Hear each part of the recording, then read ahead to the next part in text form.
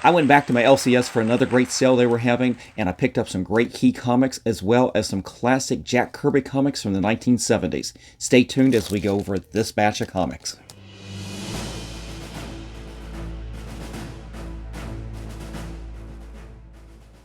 Welcome back, comic book fans. This is Rusty again with Collector Auctions, and today we're going to go over another comic book haul that I picked up from one of my new favorite comic book shops here in the Baltimore area called Collector's Corner. Now, if you guys have been following the channel, you know just a couple episodes ago we went over some books I'd picked up from one of their sales.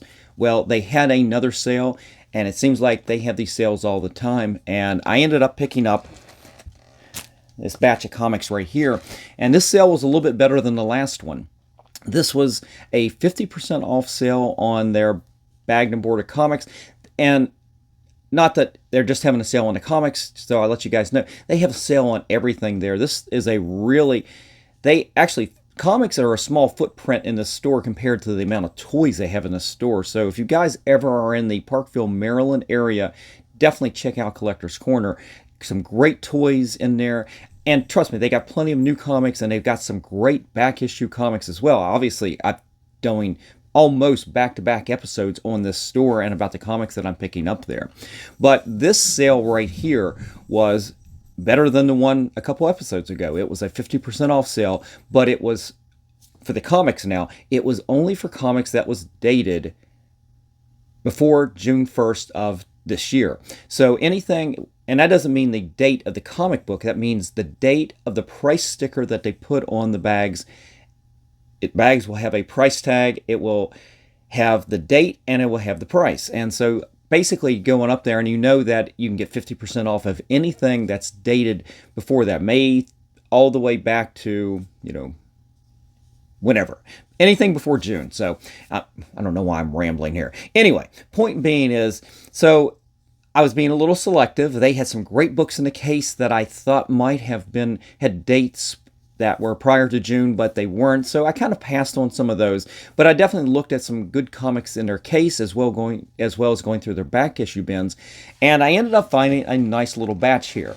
I've got some small keys. I've got a classic Jack Kirby run that we'll do towards the end of the video, and I actually have a pretty nice key that I picked up as well. So let's just get into the books. But before we do that, guys, what do I always ask? Please hit that like button, slap the subscribe, and definitely hit that notification bell so you don't miss out on these episodes each and every week, Mondays and Fridays at 10 a.m. All right, guys, that's it. Let's get to the books.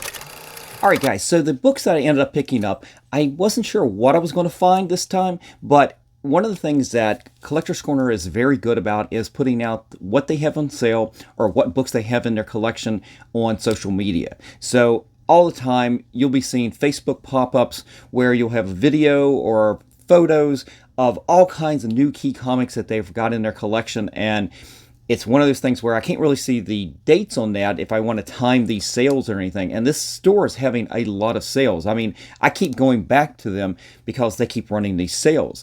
And so I keep going back looking for some great key comics. Sometimes there's a mega key in their photos, like right before New Year's, actually, they had several of Spider-Man 300s, and they were running I think at that time for New Year's Eve, they were running 40% off, and I ended up picking up a beautiful copy of Spider-Man 300, and I wouldn't have done that if I hadn't had that 40% off sale. It would have been nice to have 50% off, but it was still a really good price for what I paid for that, and although it was still a lot of money. But they keep doing these sales, and I keep going back in there, and sometimes on the social media there'll be something that will really like, hey, that's on my list, I need to go take a look at that, and that's why I go up there. And a lot of times if it's not on sale and I look at that price, I'll pass on it a lot of times just because I'm looking for deals, guys. Just like all of us, we're looking for deals, and that's what I did on these books. Most of these books were, there's some in here that were keys and I got good prices. Some of these I bought for different reasons, and some of them I just bought for the love of comics. So let's just get into it here. We'll start with the very first one. It is Spider-Girl number 75. Now, it's not a really significant book. The key to this is it is the first time she is in her black costume.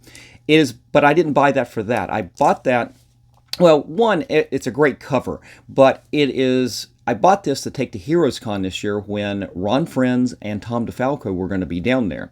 And I bought this to take down there to get signed, and figuring that maybe there might be an outside shot to get Sal Buscema at some point too. He does live in the Northern Virginia area, even though I have not seen him for several years. It's always likely because I do live in this area. But I ended up not getting this signed when I went down to Heroes Con. If you guys get a chance, check out my daily recaps of that. And I'll talk a little bit why I didn't get this book signed. I mean, you'll figure it out real fast. Money was going out of my pocket left and right. And I'd gotten a bunch of original artwork that Ron Friends had drawn. I think Thunderstrike and Thor issues that Tom DeFalco had written. And I'll tell you this, by the time I got all the original artwork, I was a little tired of spending, to be honest with you. A little tired to start on a new project book. I didn't really need this. So, anyway, so I have this on my PC. It does need a little bit of work.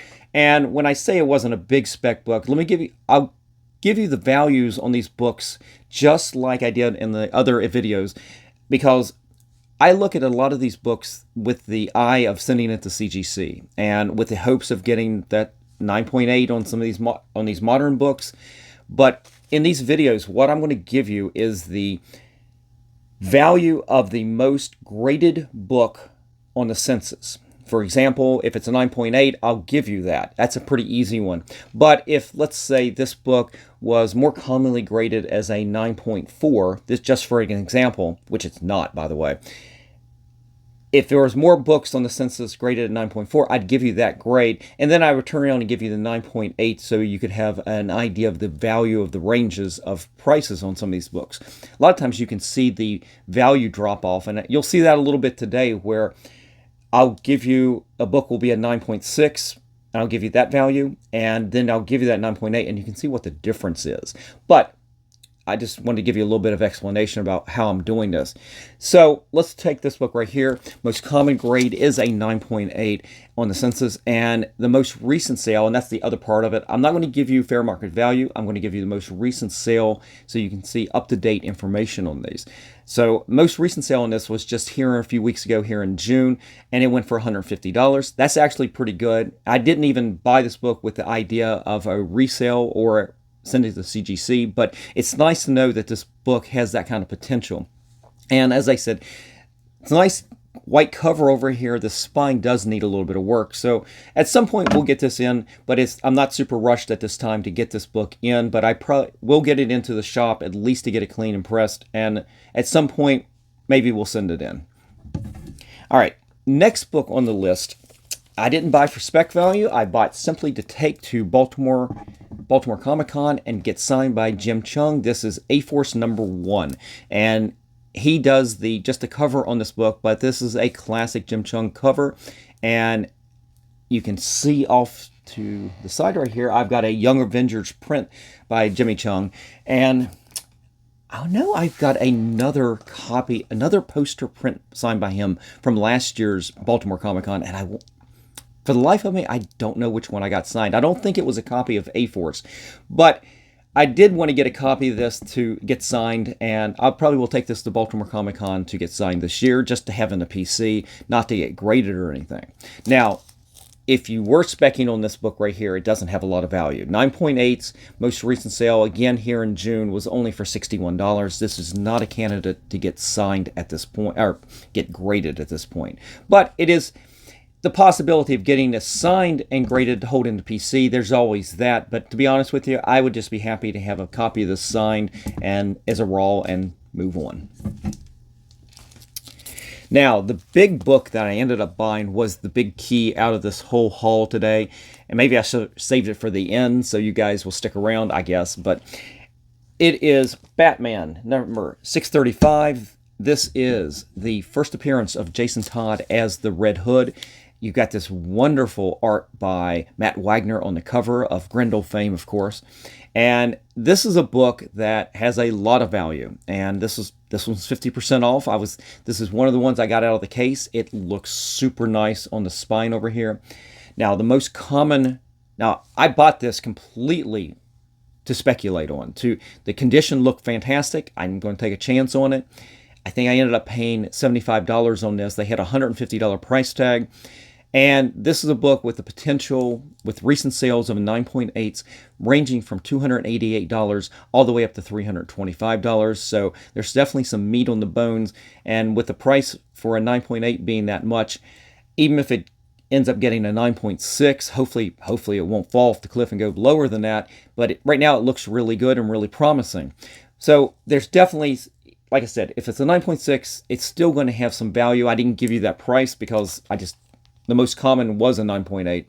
But knowing that I only paid $75 for this and you're going to end up with CGC fees, I would end up making a little bit of money if it ends up being a 9.6 if I decide to sell it at that point. But right now, it has that potential for 9.8, so I'm real happy about picking this book up. This is the first time I've had this book. I had dropped Batman regular issues during the month, picking those up. I had dropped Batman by this point. It's just I had too many books and I wasn't being very interested in the Batman, and so I had pretty much I wasn't buying a lot of DC comics back then. This was back in 2005, and about the only book that there's two books that I was picking up around that time, even in the late 90s into the 2000s, I was picking up, what was it? It was Secret Six, which I think was about this time, and that was a carryover from the Villains United miniseries.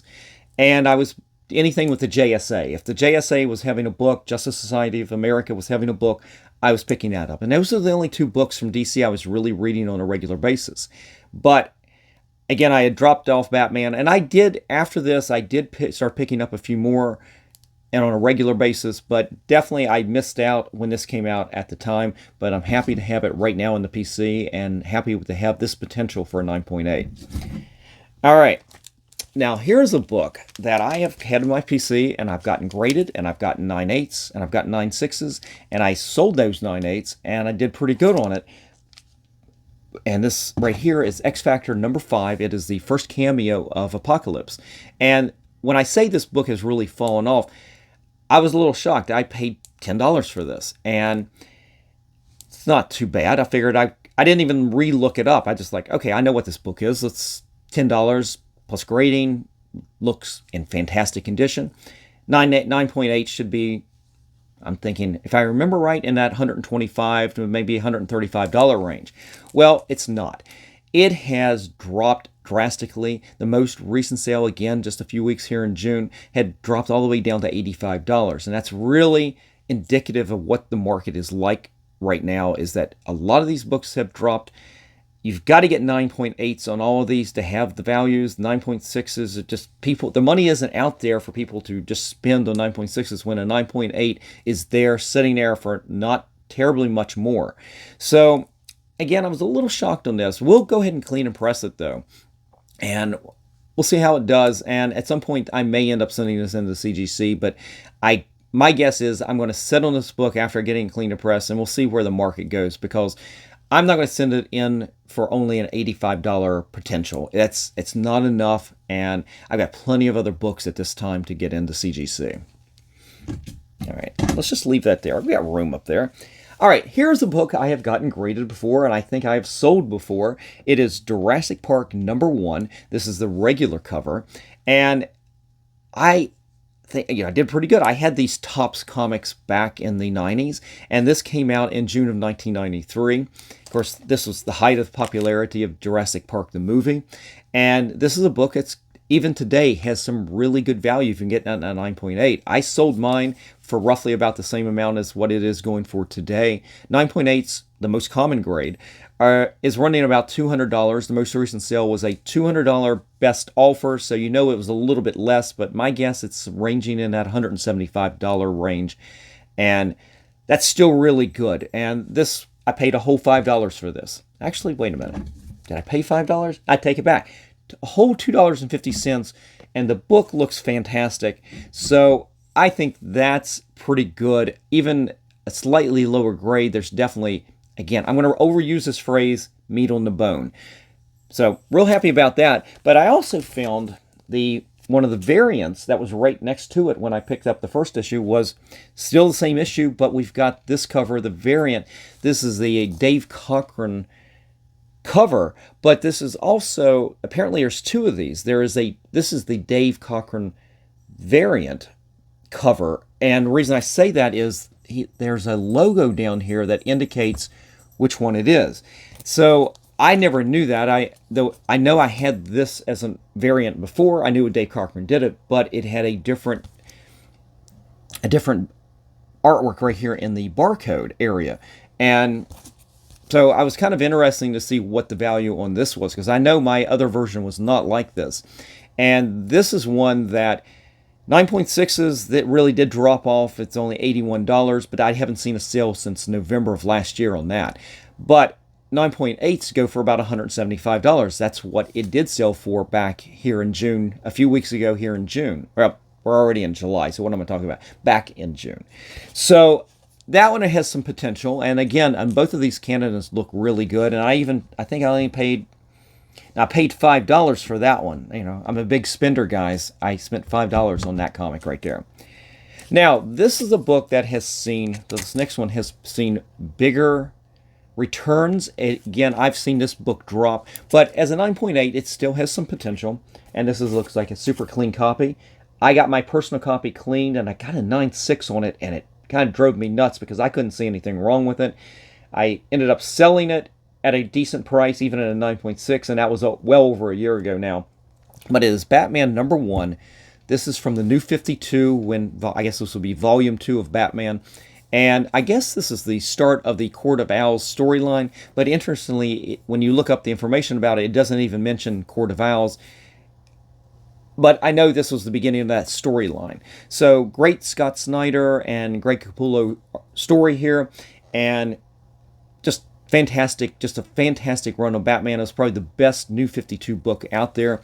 And I'll be honest with you, I picked up the first few issues of a lot of these New 52s, but by that point, and this is 2011, I had kind of gotten tired of these reboots on books. And this was kind of the start. I'd already been back into Batman, but when they started doing these reboots on all these DC books, I think starting in 2011 and then going in, I think, didn't we do another reboot just 2 years later? I pretty much dropped everything DC was doing. It was too much. I don't need reboots after reboot after reboot. Just tell good stories. You don't have to reboot and have a crutch. But I digress. Court of Owls still has some good value at Court of Owls. Batman #1 still has some good value at a 9.8. Again, sales most recent back in June, between $100 and $135. That's pretty good. This is one I'll get ready. I'll clean and press. We'll get it ready to go, and I may sit on it. We'll see how the market goes by the time I get ready to submit it. But still decent value, but not it's not huge at this point. But still a good book. All right, let's put these aside, and then we're going to go over this run. As I teased at the beginning, I ended up picking up a lot of books, well, a handful of books from a run of comics they had from Jack Kirby.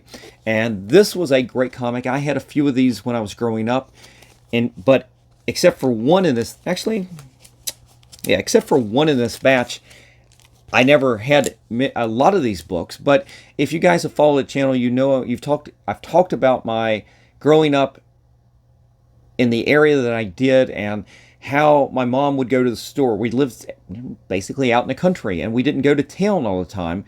So what they did was every Saturday morning, my mom and my grandma would go to town.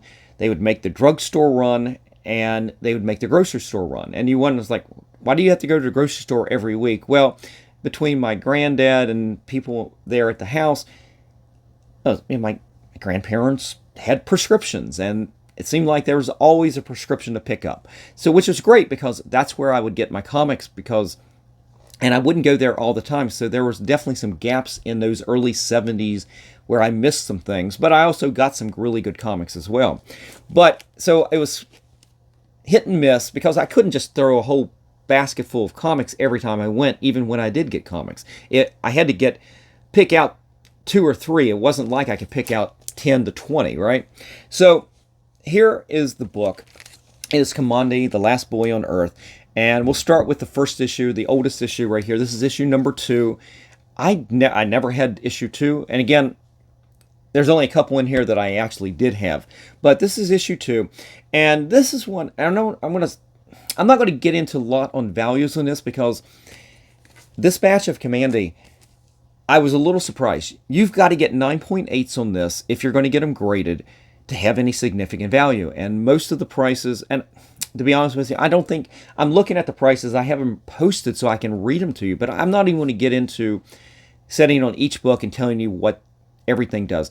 I'm going to tell you this, 9.8s, you're going to range from probably about 150 to 200, maybe dependingly up to $250. Most of these at 9.8s would range in that $175 range.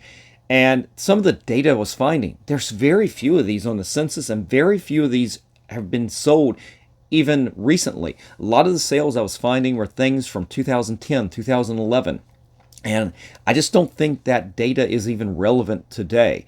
This is one of those things where if you can get those 9.8s in today's market, even with it down like it is, I think you'll do really good on it. But 9.6s, man, I tell you, 9.6s go down from, I've seen $31 up to maybe $70 at most. And I'm a little surprised. I think a 9.6 on these 1970s books would be pretty good, but apparently there's not a big market for Kamandi, and I don't know. I like the books. It has some Jack Kirby goodness here, but we'll go through them, and I'll show you the books here. This is number 2, and I did have this. This is issue number 8. I remember that cover where you had the presidential bust. You know, obviously I think they were in D.C. at that time. It was always interesting to see the take. It's just, I mean, Kamandi was basically Planet of the Apes on steroids, right? I mean, just crazy with the kind of animals that you would find that have become human in these. Now, I did have this issue. I remember this. This is issue number 15. And the next issue I didn't have. This is issue number 16. As I said, you just have some Jack Kirby goodness here. Can't say that I was a fan. I think he needed better inkers. When you had Joe Sinnott, I never can remember how to say it. I'm just going to go Sinnott, Joe Sinnott. When he was doing the inking on there, I mean, he was an artist, just an absolute artist, and would bring artwork to life. And I would say that the inkers on Kirby's work in the 70s on DC just didn't quite capture the same kind of dramatic effect that Joe Sinnott did. This is number 25. Got some flying sharks right there. Flying man-eaters. So that was a pretty cool cover. And then definitely I didn't have these issues towards getting later in the run. I never saw these, but Jack Kirby, I don't know if he was still drawing the interiors, but you definitely had some Joe Herbert artwork here on the covers. This is, which one is this? This is issue number 38. And surprisingly, this was the only one that I found with the 9.8. This is the one that got up to $250. And there's so few sales in this, so I don't even know if that's relevant, that this was the highest priced 9.8 out of this collection. The time frame and the low number of sales on this just, I don't know if it really merits really, you should know it, but you really, I don't know, I think you kind of have to get, if you wanted to, you'd have to dive in and see if there's a market for this out there. And I don't know if I'm going to, I will definitely get these cleaned and pressed and really inspected. If there's the 9.8 candidate, I probably will send it in. If it's not, I may just hold it for the PC and just make a run of these. Here is the next issue, number 39. Again, we've got Joe Herbert doing the artwork on the cover. And then the last one I picked up was issue number 40. Again, Joe Herbert. So that was a nice little batch of Kamandi. They had a lot of the other ones. But as I said in the last video, I bought these based on condition, obviously on price. And they had $5 price tags on all these except for that first one. And so I'm paying $2.50 a piece for these. I thought that was $2.50 with the potential of being really good 9.8s. Again, all of these are perfect along these spines. If they had the slightest little spine tick, it got eliminated. If it had any kind of creases in the corners, anything visible that's a non-pressable defect, I just eliminated it right there. And I just went for gold on all of these. So real happy with every one of these, even if I don't end up getting them cleaned and pressed. And, well, they're getting cleaned and pressed, but even if I don't send them to CGC. And then the last thing I ended up picking up, and I've picked up a couple of these at this shop when they've been running these 50% off sales, because I think down the road they may end up having some value getting them graded, but right now they don't. But I didn't buy it necessarily just to get it graded. I got it because the artist on the covers on these is going to be showing up at Baltimore Heroes Con this year, and I would definitely like to get at least this first issue out of this batch signed by him. And here it is. It is Something That's Killing the Children, the Slaughter Pack. This is the reprinting of the first 5 issues of Something That's Killing the Children, with David Mack doing the covers on all of these. And I think technically this is probably, what, the 9th printing of issue 1. And I don't know what the printings of the other ones, but I think it's at least the 9th on this. And there is not a lot of value getting it graded. Right now, somebody got it graded and they sold it for $60. So definitely not a candidate at this point. It's possible that it might be a candidate to take to Baltimore Comic-Con and have CGC witness David Mack signing this and then getting it graded. But that would be a case where I would probably just hold it in the PC as something for the PC.